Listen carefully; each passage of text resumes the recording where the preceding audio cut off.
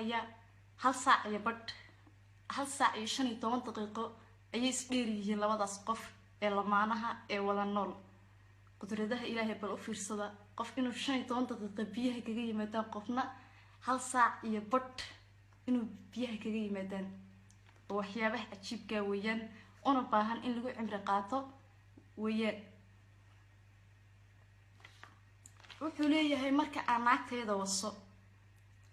way kala taadanaysaa sidii baawur la kala furfuray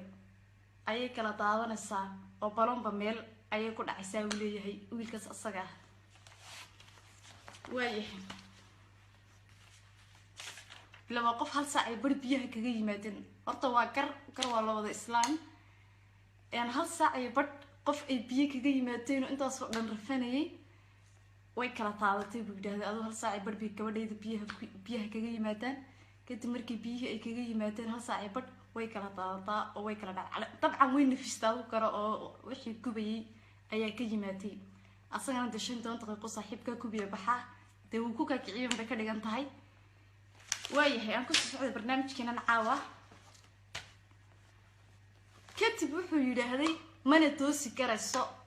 ilaa aan toosiyo ma ahanay markii hore sheekadu way kala dhacaysaa way kala daadanaysaa sida baawur la kala furfuray bay ahayd hadda sheekadu waxay maraysaa way kala daadanaysaa gabadhii kolka dabcan markii de la wasay raaxadii iyo sirtii noloshii loo dhameeyay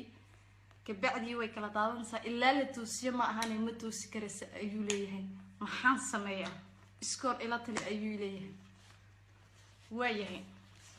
waan kula talinayaa marka koobaad adigu balwad baad leedahay khamri baad cabtaa oo balwad ugu xun ah gabadhuna waa gabadh aan balwad lahayn 15 daqiiqayna kaaga imanayaan biyuhu ayadoo hal saac ay barbay biyuhu kaga imanayaan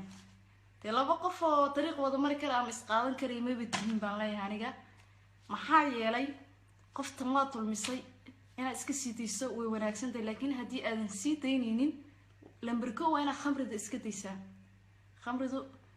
waa ina iska daysaa balwad kastay ku tahay ina iska daysaan kugula talinaya khamrida marka iska dayso waa qancin karaysaa xaaskaaga laakiin qof cabsan baa tahay oo asaga dhan baa serious marka qoftan xaqeedii baa ku tumanaysaa baan ku leeyahay wiilka isoo weydiiyay su'aasha labaad ama aan kaaga jawaabayana waxay tahay haddaan jawaabta labaad isku dayo inta aadan xaaskaaga la kalmoonin baashaali markaaba dikusku uu la aadan xaaskaaga baashaali markaad baashaaliso xaaskaaga ama baashayso kadib waxaad samayn karaysaa taabo in ay qoyday siilkeeda calashaan baa taabanaysaa inay qoyday iyo inay kale tolo baa eegaysaa markaad aad la baashaasho taabato dhunkato kabacdii ee aad tiraahday gacanta ku daashay tiraahdo wallahi hada waa daashay oo de intii loo baahnaayo dhan waa dhamaysay bahalkeeda taabanaysaa inuu qoyay iyo inay kale baad eegaysaa kadib markaad eegto bahalkeeda inuu qoyay iyo inay kale tole waxaad samaynaysaa 2 jeer ilaa 3 jeer ayadu bahalkeeda ha qoyo siilkeedu ha qoyo 2 jeer ilaa 3 jeer markuu 2 jeer ilaa 3 jeer uu siilkeedu qoyo ee aad aragtay ee 2 biyo keenta ama 3 biyo ay keentay kabacdi kusku wali aadi karsa wad wasi karsa naagtaada daariya shamis nacalad kugu dhacday